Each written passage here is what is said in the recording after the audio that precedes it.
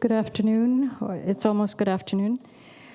But I want to say I really appreciate all of the information that was shared.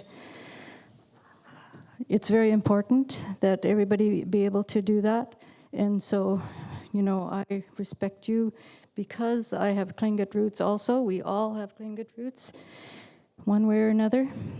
And so we realize the value of that history and the sharing that just happened. It's very important. Goodness, cheesh. On the stage here we have my mother, our elder, I was going to say, Ida Kalmagan. She'll give you more information, her names and her history. And next to her, we have a young lady from Carmacks, Little Salmon Carmacks First Nation, Elizabeth Anderson, and beside her is George Shepherd, and he's a relative of ours too. And on this side is Ron Chambers, and many of you know Ron as well. You know all of us, really. Deep down, you know us all, okay? Because we're part of you too. Part of the land, part of the water, as they say, and that's us as well. And everyone is anxious to share a lot of history, a lot of experience. We could go on for a couple days, so, but we won't do that. I just wanted to give a brief introduction and let Ron start with some information that he wants to share, okay? Thank you. Yes, good morning, everyone. I feel it's for an honor for us to be here, but on the other hand, I feel it's our right to be here. As people, we should be here, and we are here. So with that, I say it's up to us to help each other understand our history and our culture from way back. And I just want to explain a little bit of the culture side of my regalia that I'm wearing, because I'm part Southern Sichoni, which is part of the bigger Dena language group, but I'm also part Tlingit. And my great-grandfather was a chief on the Chukut at one time, during the gold rush. Tlanot was his name. And I have a great-grandfather on my father's side who was a chief in Tlakwan country, Asia, up in northern Shoshone country. So again, as we've been seeing and speaking, we have more than one connection. That boundary, those borders, shouldn't be there, but they are there. But culturally, I don't believe they're there. And I go through the process, but in my mind, I'm still always entering my cultural, traditional homeland area when I go back and forth across the border. One of the things that I've had to change since I was younger is I don't say miles as much as I used to because I live in Canada again. And,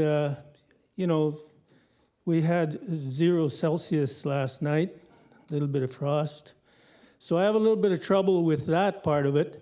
But going back and forth, meeting with relatives and family, I have no trouble with that. And we're always welcome on both sides. And I just want to give you a little bit of what I'm wearing, because I'm wearing parts of a couple of cultures. So I'll go through that.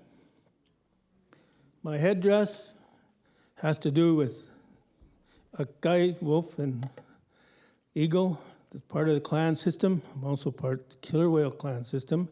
But I'm wearing wolf which is a guy, which is part of my clan in the Yukon. We have that in the Yukon.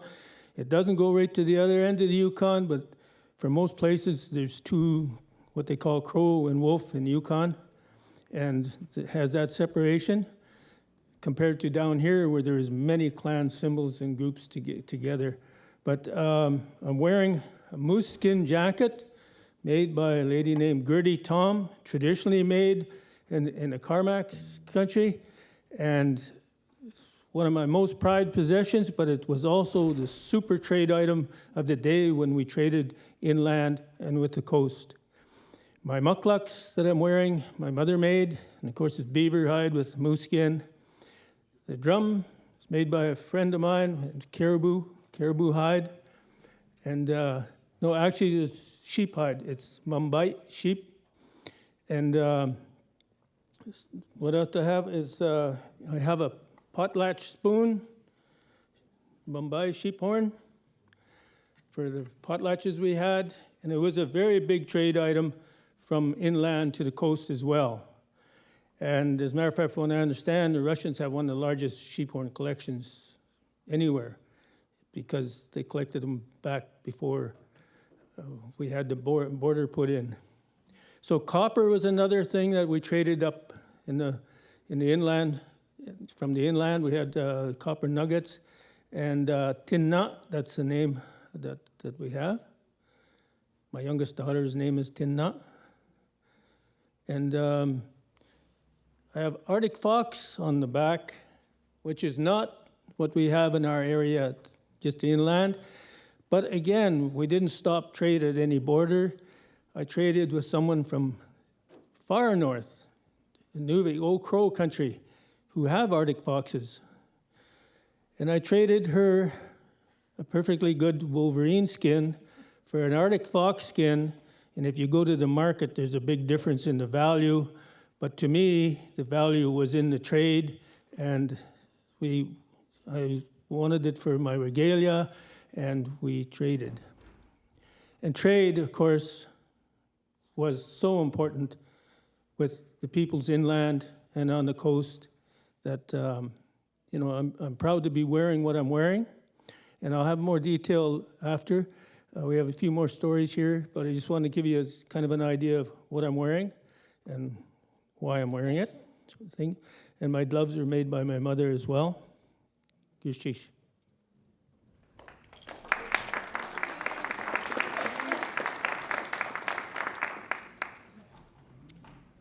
Who has that handheld? Somebody? Do you have that handheld? Here we go.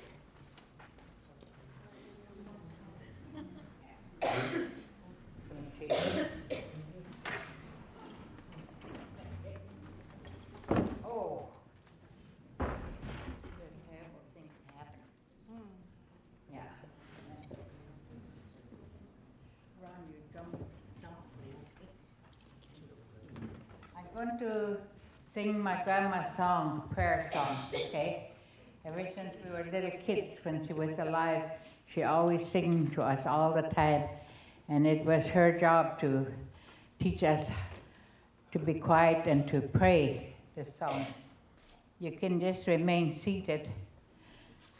Die ki an chau du she hagen ya chawada Tachwa kuge ha sechan hagen ya chwuna You canest, you gagon chosity Ach lushke to our oods Ach hotidi to Daka shosli at Yai det klach to tachsagu.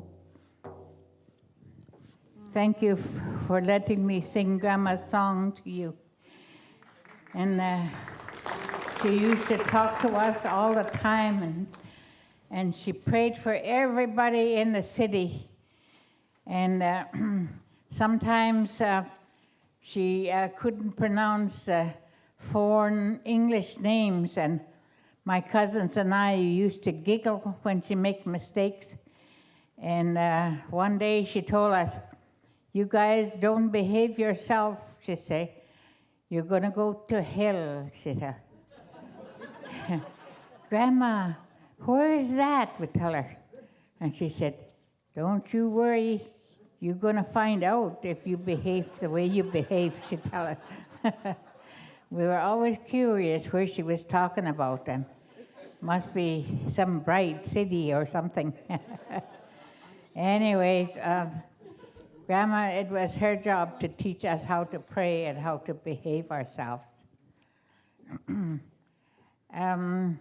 I was asked to talk about Skookum Jim, and my father is from this country. He was born and raised in Douglas, Alaska, and when he became a young man, they moved up into the country, up into the Yukon, and he was only about 9 years old or something like that when his sister died, and his mother gave him. He used to go to work with his father up at the mine in Bonanza Creek. And his dad bought him a rifle, a .22 rifle, and his mother used to send him to work with his father. And when he got to work, he wasn't very old, so the mining manager, he used to give him to take stuff up to the other mine office up on the hill. And so he gave him $1 for every trip he went up there. Sometimes he made $2. And as soon as he was able to, he'd go home and he'd give that money to his mother. And then his mother, when she got enough, she went downtown and bought 22 shells. And she gave him 10 shots. She tell him, "You bring home 10 things." She said, "Whatever it is," she said. So he would go look for rabbits and grouse and gophers and squirrels even, I think. Anyways, whatever, he had to bring home 10 things. She said, "Don't waste a shot," she tell him. And so he was a really good hunter, and as soon as he got his 10 things, his mother would skin it all out and then take it down to the Chinese restaurant. Those poor people didn't know what they were eating. Anyway, when he got enough money, his father brought them up back to Juneau, and before they moved to Dawson, his sister died, and that's what they were working for, my dad and his mother. And when they had enough money saved up, his dad took them back to Juneau, and they picked up a headstone there. And Grandpa Ed used to say that they picked up 60 blankets. He said his boat was so loaded. You know, he couldn't help them because it was the opposite clan. So that's how they made the money for the potlatch. And it was the biggest potlatch they ever had.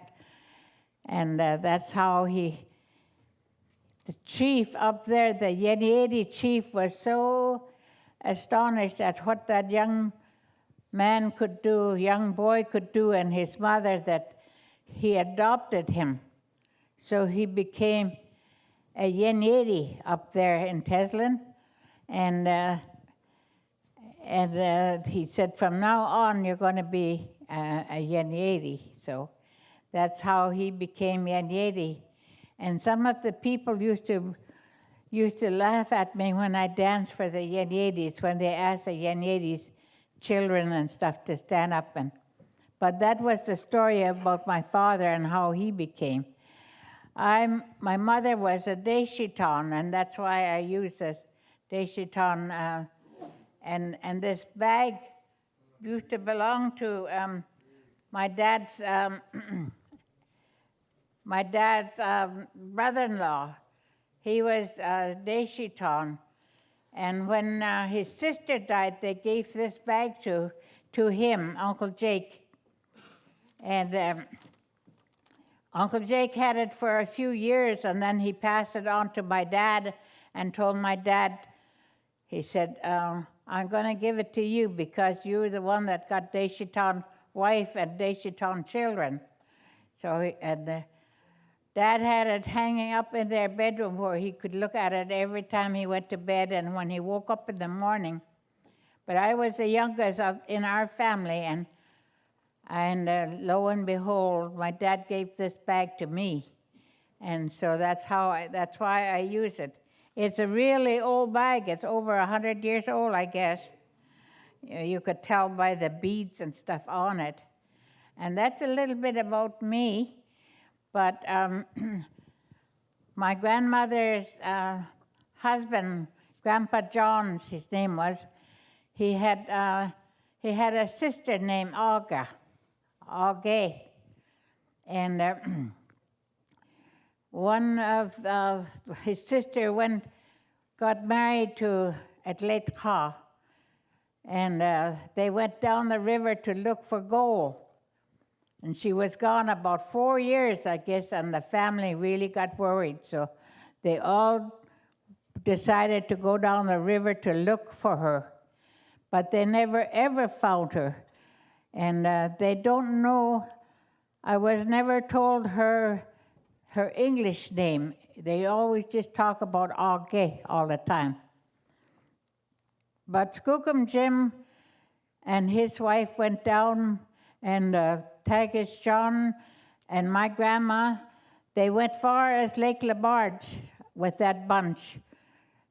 Dawson Charlie and his wife he was married to one of the sisters.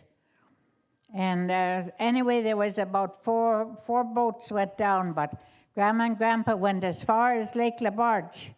And when they got to Lake Labarge, Grandpa told Grandma, look back. He said, look at that mountain over there. He said, you're not going to see that mountain now for about 3 or 4 years, he said to her.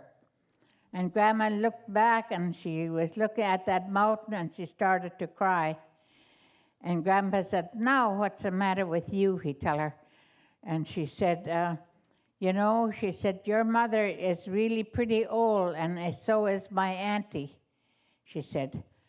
Her Grandma's mother died when she was really young, and her auntie was the one that took the place of her mother. And sure enough, that same fall, both of those old ladies died. But when Grandma was crying, Grandpa, he made signs to those other guys in the boat, in the bunch of the boats that are going down, and he told them they were going to go back. And Grandma could feel the boat when he was turning it around, and she tell him, no, what are you doing? And he said, cry some more. He said, we're going back, he told her. So that's how Grandma and Grandpa never went in that boat to go down the river with those guys. But when they got down the river, they ran out of tobacco. And anyway, when they went past this Henderson Creek, they said, they talked the boss, who was Dawson Charlie, I guess, and they asked him if they could go back and see that man's camp. Maybe he might have tobacco we could buy from him, they said. And when they turned back, they were at Bonanza Creek. They turned back and they went back to Henderson Creek, was just around the corner. And when they got there, that Mr. Henderson came out, and he met the boat when they're getting out of the boat and stuff. And they just had the one boat then, and all those guys were in that boat. And that man, Mr. Henderson, came out, and he told Dawson Charlie, what are you doing with all these thieving Indians, he told him. He said, they're no good people. I found that out, he said. And he was just raving on and on. Dawson Charlie said, these are good people. He said, they're my brother-in-laws. Anyway, after he gave them such a warm welcome, they decided to leave right away. So they went round the corner to Bonanza Creek. And they sent Skookum Jim down for water because they never had lunch. And when he was dipping up the water, he saw these shiny things in the river, in the creek. And he picked up a couple and he showed it to Dawson Charlie. And he said, look what's in the river there. What is this? He said to him. And Dawson Charlie told him, that's gold. He said, that's what everybody's looking for, he said. Well, that's how he got that, but because he was native, he couldn't claim the head permit or whatever you call it. And Patsy Henderson was there. He was one of the nephews. And he couldn't file a claim because he was under 18, they said. He was about 15 or 16, something like that, I guess. So that's how that Dawson gold mine came into being. They never did find their sister. She was lost. But one of the aunties is in Haines, no, not Haines. What's your country? Champaign. He's up in Champaign, and she introduced herself to us this summer, and her name is Auge. So Auge, that name is still alive yet, but I don't remember her English name. I just was so surprised when she introduced herself to me, and she said she was Auge. So that was wonderful, and that's how those guys all became really famous. Just recently, Dawson Charlie's hotel was sold again to my cousin Annie Austin. Her father was adopted by Annie and Dawson Charlie. That was her husband. And next month I'll be 91 years old, so I have to sit down, so you guys excuse me, okay?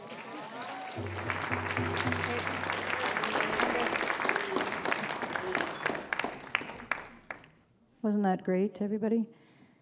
It's some real history, and so we're here to share a little bit of information about real history in the Yukon as well.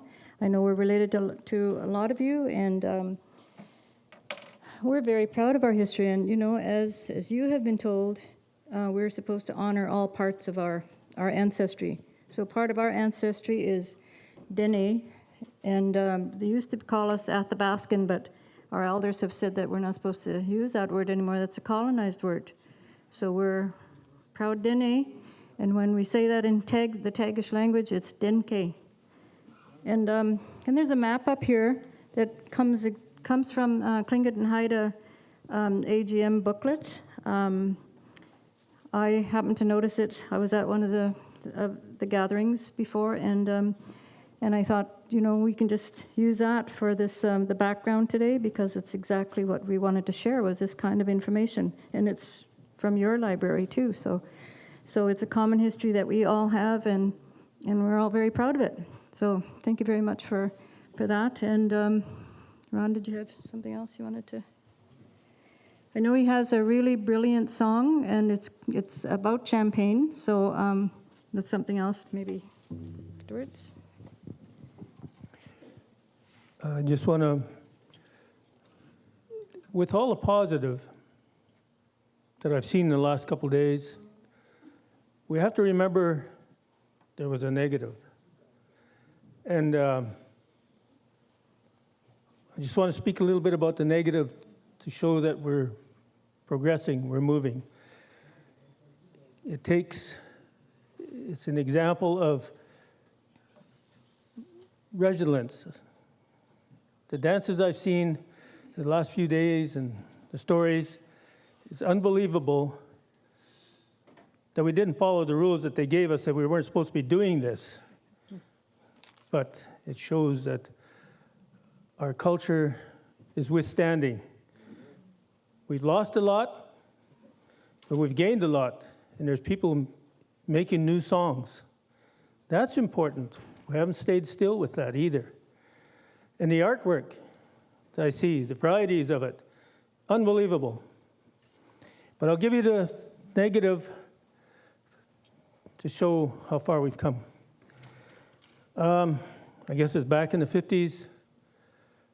I spent 1 year, my mother and father were trappers, and the law of the Yukon in Canada was, and I guess the US was, kids had to go to school.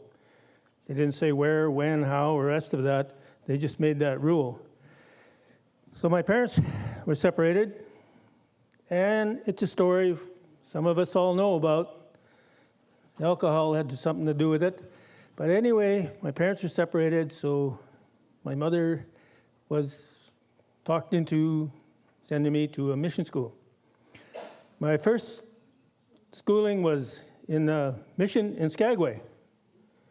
I went to school there for 1 year, a Catholic mission. From there, I went to a mission school in Whitehorse, Yukon. And it was 7 days a week inside a fence that you could actually climb over, but you couldn't climb over the mental part of it because they taught us that we weren't supposed to be on the other side of this fence. And we literally were in that place 7 days a week for 9 months. Some people got to go home sometimes for Christmas if somebody was there to pick them up. And these were children from all over the Yukon, for example, as such. But it's not just the Yukon only I'm speaking about. It's happened other places as well. We know the story. But I'm just giving detail because I was there. And anyway, when I was quite young, we'd go to one dorm, small children's dorm. It was ABC dorm. And it was an old army barracks that was converted into a mission school. So all the children from a variety of villages from across parts of the Yukon would show up at this place. Their parents didn't always show up. It was just the kids in many cases. Different ages, from different villages, and they would all be in this one dorm. And I can remember kids crying day and night. Couldn't talk to some of them because they only spoke their language. That's all they knew was some of their language. And some of those kids are quite young. They're still learning their language even. So went from that into days and days of kids crying. I remember one thing, I just go over, I helped capture some wolves. I'm jumping something here, but I'm making another point. An uncle of mine, we found a den with some wolves in it. It had wolf pups in it.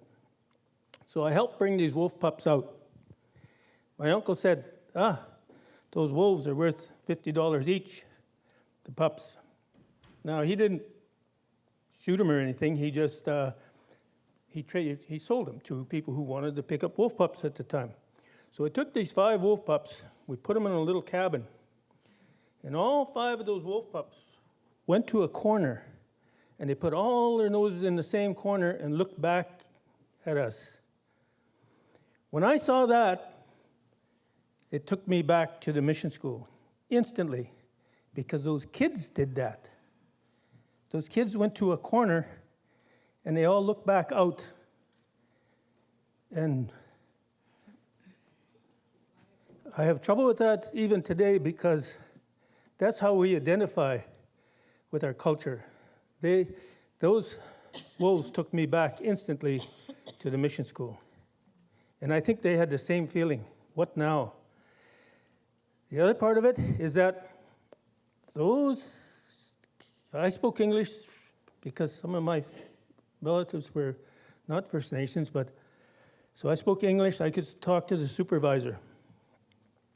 Most of those kids there couldn't speak English. They spoke their own language to each other, but they couldn't speak to other kids from other communities if they didn't have the same language group. And they sat in classes day after day. And this wasn't immersion. They weren't being taught English. The teacher was teaching. I don't know how long it took to this day for those kids to even get the idea of what was going on in front of them in those classrooms, because nobody was there to teach them the language. And eventually they did start speaking some English to get by, but there had to be a period of whatever time it is that there was zero understanding of what was being said. And this, later on, I realized, again, another thing that really hit was in the mission school, the supervisor children didn't go to school in their own school with their own teachers. They went to school downtown. And then I didn't know what discrimination was at the time because I didn't know that word even. But later on, I got looking at it and thought, my goodness, how far does this go? But I just want to say that because from that super negative, we have meetings like this now, and we have people dancing and young people, and we're in schools, and we're doing things. This is within my time, and I think we've come a hell of a long way, and my goodness, from that super negative, there's still a lot of positive people came out of that, and I'm not trying to take revenge. I'm thinking that we cannot let misunderstanding other cultures and other people decide our future for us, and that's why we're here. It's us for ourselves, for our children, and our saying in the Yukon for the land claims we had was together today for our children tomorrow, and that still rings true. And from that background, the reason why I think that I'm up here, and I know the others are here, is because we got reintroduced to our culture. And I will never let our people down, and myself and my family, because I have too much of a pride in my background and my culture to allow myself to do things that's going to show badly on us. And so I say Gunas Chish to this gathering and the power of what I heard this morning. And, you know, sure, we had a time to come up on the stage, but to me, you've got to get people when they have the feeling in them to get up and speak, because we didn't do that in the past. And so, again, Gunas Chish. So I know it's super negative what I said, but it shows how far we have come within my generation. And I'm glad that the older generation is still here to see it. And one other thing I'll say about age, because, well, I've got a few years under my belt, not as many, but getting there. 76 is my last birthday last week. But the thing is, the value I have to age, because of all the rest that goes with it, is a pain, literally, in many ways. But I did know some of the people long ago. And we speak about them. We speak about our grandfathers and our grandmothers and things like that. And I did speak to my grandmother. I did speak to my grandfather. And I wish my kids could have. They don't, but they have to do it through me. So that's one of the few good things I'll say about my age, is that I knew some wonderful people back when. Gunas Chish. Thanks so much for sharing that. Thank you. Shonithan, Gunas Chish. At this point, maybe we can get Mom to share this story about a veteran story about dry meat. Would you do that, Mom? The story about dry meat. Who? The story about dry meat. Georgie wanted me to tell you a story that my brother did. During the Second World War, he was in the army for 6 years, and he was on guard duty one time in Germany, and he got a parcel from home at Christmas time. And his friend came up. He was a native guy from Ontario. And he came up to my brother and he told my brother, "You got a parcel from home and I took your mail out," he said. "I just wanted to tell you, you got a parcel." And my brother said, "Did you open it?" And he said, "No." He said, "Well, what the heck you come up here for and tell me about it?" He said, "Go back and tell me what I got," he said. So he went back and he opened up the parcel, and my mom knitted him a couple of pairs of socks, and then she had a bag of dry meat in there. And he came back and he told my brother, "You got 2 pairs of knitted socks and a bag of little sticks," he said. And my brother said, "Go back and get me a handful of those sticks," he said. And he went back and got it because he thought he knew what he had. And he brought those sticks up to him, my brother, and my brother looked at it and he said, "What the heck kind of Indian are you anyhow?" he told him. And that guy was from Ontario, but his parents died when he was a baby and he was adopted out to some Gletcha. And so he didn't ever seen dry meat before. So that's why he told him, he called it little sticks, he said. But he sure enjoyed that dry meat him too.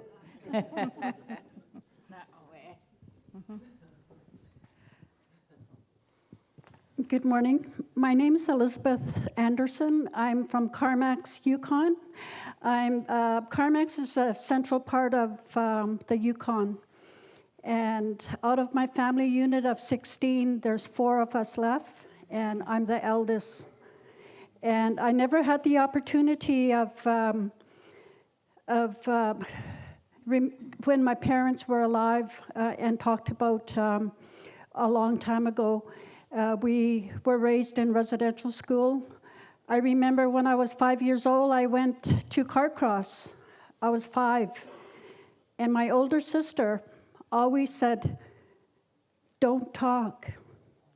And I think what was coming out of my mouth then was my Northern Shoshone language. That was my first language. And I understand it. When my elders speak to me, I understand what they're saying. And I'm a silent listener. I hear the language, and now that I'm getting to be retired, I want to learn more about my Northern Shoshone language. And it gives me great honor to be here. This is my first trip to Juneau, and I love it so far, what I'm seeing, and the food, and the hospitality, and witnessing the dancing last night was just, it really touched my heart, and the togetherness that the community had, all the Tlingit people, and I'm really honored to be here standing in front of you. My friend Georgina and Ida invited me, and I didn't prepare anything. I didn't know I was going to be standing here talking, but I'm here as to represent my clan. I'm a Crow, and my people of Little Salmon Carmacks First Nation. And I was told when I was growing up that when you speak to people, you stand in honor. So that is what I'm doing. And I know Ron talked about the hardship that we had, and I experienced that. I stand in front of you now. I have 35 years of sobriety. When I turned 30, that was my turning point in changing my life. I wanted my children to grow up in a secure home, and I experienced a lot of abuse in my lifetime, and I was not going to let my children go through that. I would not let my grandchildren at 5 years old to be taken. So the only way for me to do that is to understand where I come from and be strong in who I am, and say, if I need to say that, no, this is not our way. And I love an abusive relationship because of that.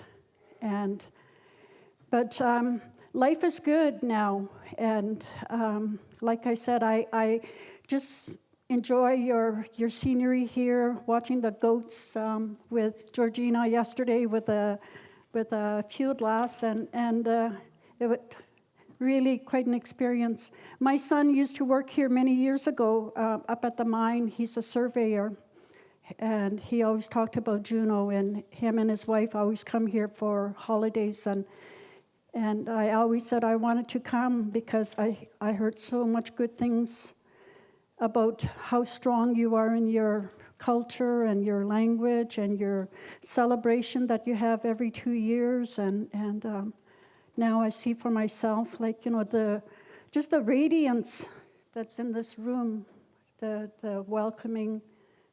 And it's truly, truly a First Nation way. And I really admire the young people and the grandparents for bringing this back to our people. And I have connection with you. I know a long time ago, I hear stories of trade in the inland of the Yukon.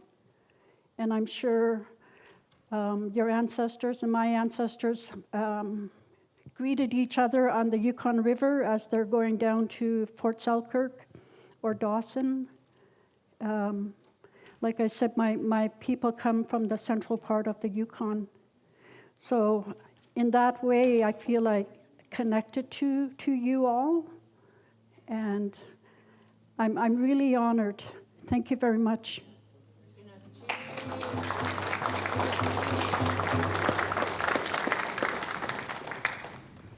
Good afternoon. I wasn't supposed to be up here, but that's what women can do to you. They force you to do things. And I was here, I was asked to talk about my grandfather. My grandfather was Johnny Johns. Actually, I should introduce myself first. My Caucasian name is George Shepherd. My First Nation name is Hujust. It means working with your hands. And I like the crowd, I really do. I've appreciated this one. This is the second one I've been to. Anyways, my grandfather was born under a spruce tree, but he would never tell anybody what that tree was. And he had quite a hard life. He was always, when he grew up, he was providing for his family and stuff like that. When he got older, that is what he actually wanted to do. That was his job, was to provide for his family. And when he kept doing that for years, and when his children went to mission school, it was kind of strange for him because his grandfather always said the mission school was the worst evil he ever known. And I was always surprised when I read that because he's having a book written about him now. And he hunted so much that he said he wanted to become a guide. And he couldn't do it because he was First Nation. So he went to the government and he had to fill out a bunch of papers to become a white man. So when he became a white man, he actually went to the mission school and took out his own children. So that was probably one of the benefits of him being a white person. But grandfather, he was a little bit of everything: prospector, trapper. I mean, he's been all through the Yukon, and I was kind of nervous. I wasn't expected to be up here. He was one of the three that actually started land claims in the Yukon, and he worked at it until he passed, and he was 89 when he passed. But he was very well known. He was one of the top guides. Two times he was one of the top guides in the world. And he's taken out so many different people. Some were actors, some were well-known people. And he treated them just like he treated us. You do your job. You're not here just for nothing, But anyways, I'm kind of nervous, so I'm going to pass the mic off. Thank you.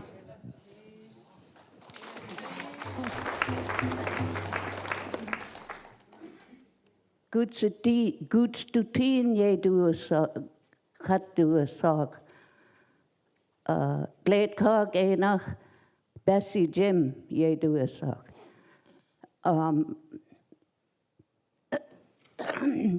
Us too in the Yukon, We have crow and wolf, but we have, in our community, we have just the crow and wolf. That's how we keep the bloodline straight. I want to tell you the story about Skookum Jim. Skookum Jim, I can remember some of his sister's name. Not many of them. I'm kind of scared of heights here, so I got to move back to stand up to talk. He had 4 sisters. One of them was gay. I think all of his sisters had 2 names. My great-grandmother, she had 2 names, Goots Duteen and Yendagot. So she gave me Goots Duteen. My grandmother gave me, not my great-grandmother, my grandmother gave me that name. And Yendagot, she gave to my younger sister. But they all had Indian names. There was my grandma, my great-grandma, her name was Yakunashin and Kuwak Juneau. I'm pretty nervous up here. I'm not used to this. And I got to think a bit about the other 2.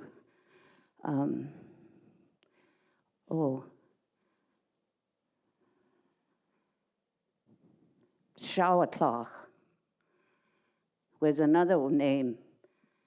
And with Skookum Jim, the story my mother told me, one time when they were in Dai, he was, I don't know, he was sick or something. I don't know if it was TB or whatever it was. He was one of the packers over the Chilkoot Trail. So was my grandmother. Actually, she passed away, my great-grandmother, on that Chilkoot Trail with one of her daughters. But the baby, which was my grandmother, survived. There was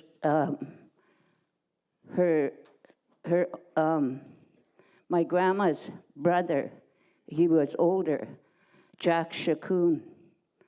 His name was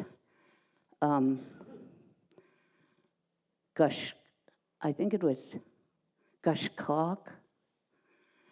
And they said he was sick or something. And then she said, one day he asked them to put a chair outside, so they put a chair outside. And at one time, where they built a house or something, there was a hole there, sand. So he's sitting out there, enjoying himself. He quit eating, he hardly eat, he was always laying down, very weak. So he see this sand moving down in that hole. And he wondered, what's that? So he went over and looked. And it was a little hishk. That little frog was in there. So it was just dry and covered with sand. So he put his stick down, his walking cane, and that frog jumped on it, and he put it up on top of the ground. He called those boys, Hago. He said, with this frog, he said, run to the water fast. Take this frog to the water. And that's what they did. And then that night, that night, he dreamed about that frog. That frog tell him, you helped me. You saved my life. Now I'm going to save yours, and I'm going to help you. and I'm going to give you wealth. So in the morning, he quit eating. He won't eat hardly. So that next morning, he got mad at everybody. When he got up, he said, "What's wrong with you people? Why are you starving me?" He said, "Don't you know I'm hungry?" And from that day on, they said he got stronger. And that's, after that, my aunt, she talked about it, when they went down to the Yukon River to look for his sister, Okay. So that was a story. That's the story I know from my grandmother. But us too, we have a mountain in the Yukon where they found a raft, a big raft on top of that high mountain with a big rope out of roots of the trees from that area. But I think maybe it's just about deteriorated now. So, and the flood, I hear a lot about the flood stories and stuff like that. But all I can say now is that my dad, he was Kokatan. His dad, Duish Yenyedi. So chat Yenyedi Dishkhank. Deshitan Dishkhant Ayachat. Dakhluedi Shah Ayachat. Khatsati. Akhla Dutla. Dakhluedi. That's Skookum Jim's sister. On my mom's side, he was Billy Atlin. He was Deshitan. And then our people about that mountain, I hear stories about it. And then climate change. I've noticed in our country, there's no mosquitoes, hardly any mosquitoes.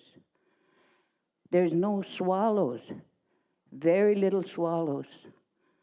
We used to, when I was growing up as a kid, it was just full of birds. You could hear them singing all summer long while I was playing around. And then now, there's hardly any. In our waters, in the glaciers make our fresh water for us to survive. Without it, we will not survive. So our glaciers are receding, draining into the ocean. It's for us. Like I always keep saying in our community, we look after this place for our future generation, and I want them to see what I see. And we have to look after our mother, the earth. I consider her my mother because she looks after me, she feeds me. I'm grateful for what my people and my ancestors, they were very intelligent people. And one of my ancestors must have been on that raft that was on that mountain for me to be standing here today. That's why I say the borders, they don't mean nothing to me. Since the borders, all we've had is animosity and trouble. So I say we do away with it. We don't need it. That's what I call divide and conquer. We got to be all together to fight and protect what is for our future generations to come. I'm sure there must be ceremonies our old-timers must know, our elders, how to prevent this stuff. Like the story with this glacier, where they used that animal's blood or slave's blood, I don't know what it was, but so many things are running through my head right now, but that glacier started receding. So I'm saying the plants, everything, we have to look after. I don't know how to stop it, but I'm sure all of us put our minds together, we can make a change. And it's their way, always their way. Why is it not our way? What makes them always think they're right, and what makes them think we're never right? We could be right. We are the caretakers of our earth. And we'll always be together. We'll fight for what we have and what we defend it. Defend it. Don't be afraid to defend it. Even if you stand alone. A lot of time I do. But I'm very strong of protecting our future generations. Not only me, everybody else. So without water, we cannot survive. So I think we better start thinking about global warming. We had in Canada, all the children across Canada, they didn't go to school because they were out protesting for global warming. There was lots of them, and there was a lot of signs. 100,000 of them all over Canada. Young people. Preserve our water, our air, our plants, and everything around us. Goodness cheese, I have more, but we've went over our time, so I'll be around if there's any questions. Thank you. Goodness cheese, laket uhan, goodness cheese, achlit gohes.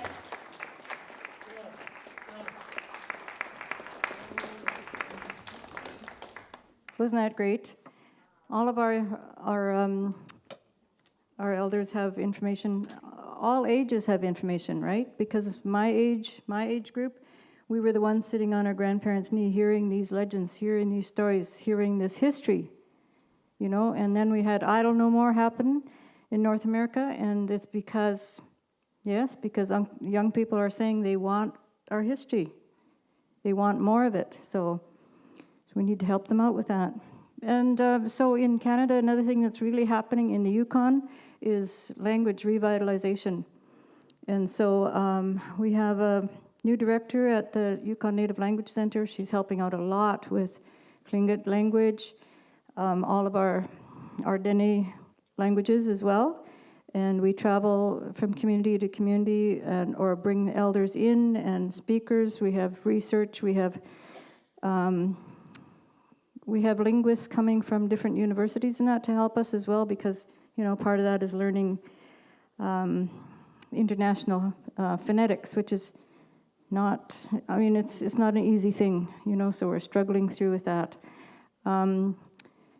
Earlier, one of the presenters mentioned books and what's recorded. There's a lot of great information recorded. I know my grandmother, Angela Sidney, has several books. I brought some as samples. If anybody wants to have a quick look at them or get the ISBN number, please do. Life Lived Like a Story is there as well, and it's all about you know, people in the Yukon with ties to Alaska and an area. And you know, our history talks about Dene languages and First People, and it goes all the way down to Navajo country. We have kin in Navajo country, but you all know that. We have such a shortened time here now, but and also a lot of what we were going to present, you mentioned, you know, in that healing session, that information sharing session that was said earlier, you know, you said a lot of what we wanted to say anyway, so it's great.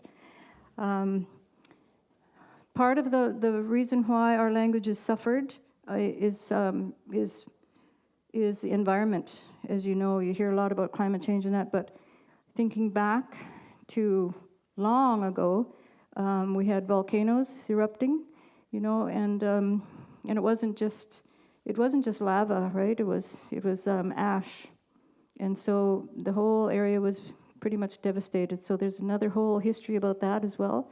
And so people moved and relocated, and that, you know, that's how they end up in different places in North America and right down to Navajo country. So there's a lot of work going on, and I just appreciate, everything shared by all of our young people here today. Thank you very much. And also for Ron, so thank you very much, Ron. Go ahead, please.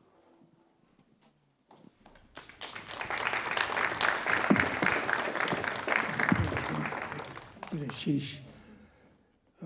I have a song that was resurrected by a friend of mine and from Klawani First Nation in Yukon, Daniel Klen.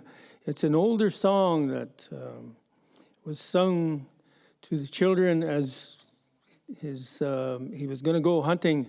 And this song comes from Aishihik country. Aishia, it's a big lake up in the Yukon. And Aishia is kind of a interpretation of tail hanging down. And people will look and say, what's that mean? Well, that's kind of caribou country.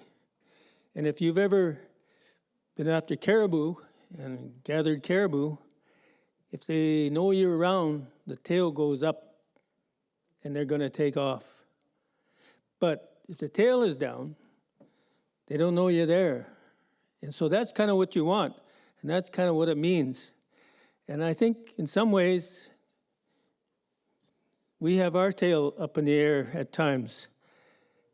And it's meetings like this that help us put it back down, because that's when things are at peace. So there's a number of things we can say in our languages that fits what we're doing. But anyway, this song is kind of a hunting song. I'm going to be leaving. I'm going to be gone. I don't know how long I'm going to be. I'll sing this song to my children and the family and say, I'm leaving Sunshine Mountain. Well, we all kind of have our Sunshine Mountain. I've heard reference to mountains a few times.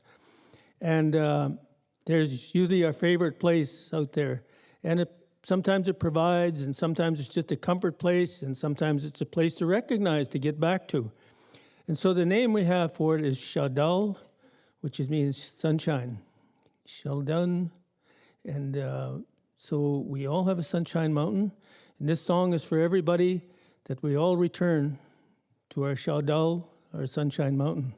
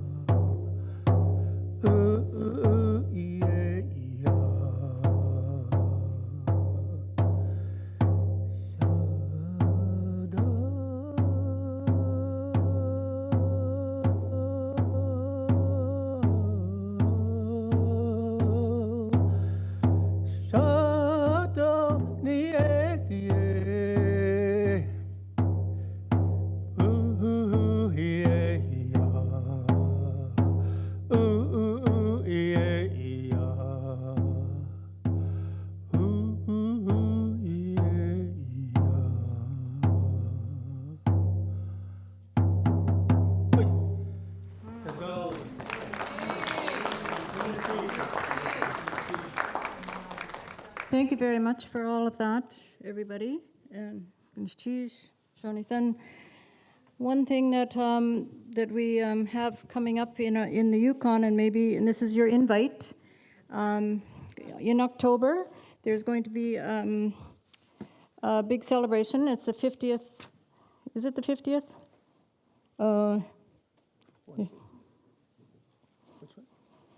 Yukon Historical and Museums Association is having a celebration, and it's October, oh, where am I here? So many papers. October 24th to 27th. And this is to do with the Ku Klux map, right? You all know about that, and it's 150 years, so here we go. We got the right invite, thank you. Sorry about that. And so, welcome, everybody. Come and join us. There's 3 days of really great events planned for you, okay? And if you want more information, you can email to info@heritageyukon.ca, or you can phone 867-667-4704 and get information about that whole event, okay? Thank you. Sak ongul si shui dai to kat a sekedi one. Ja, ach ich has ane etwa gudi. Sak gonna cheese. Okay.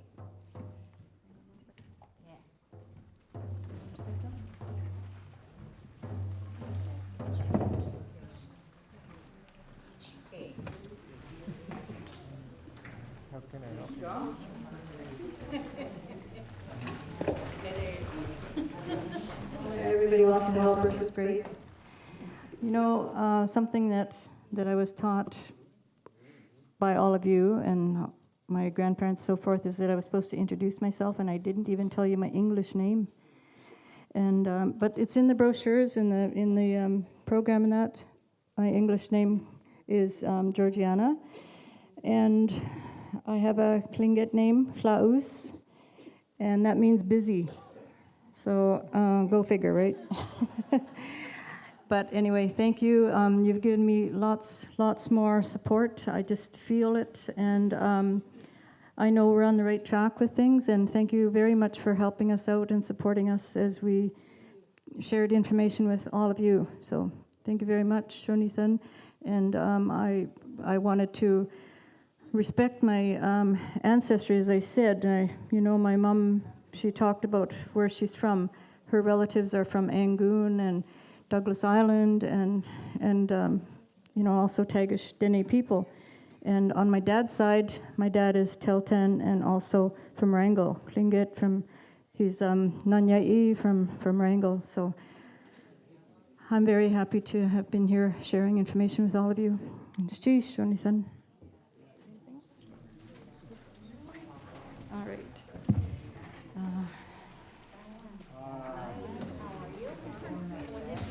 Please come on up and have a look at these books and get some information if you want. Okay, thank you. All right.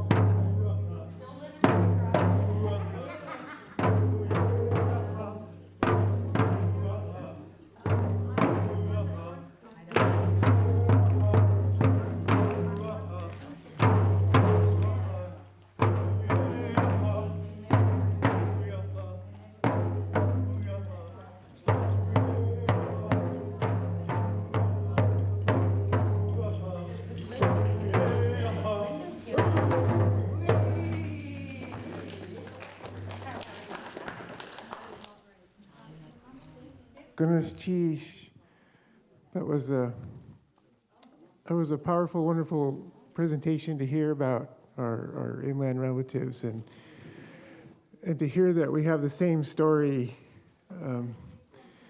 all across our lands. And it's good to have our relatives join us.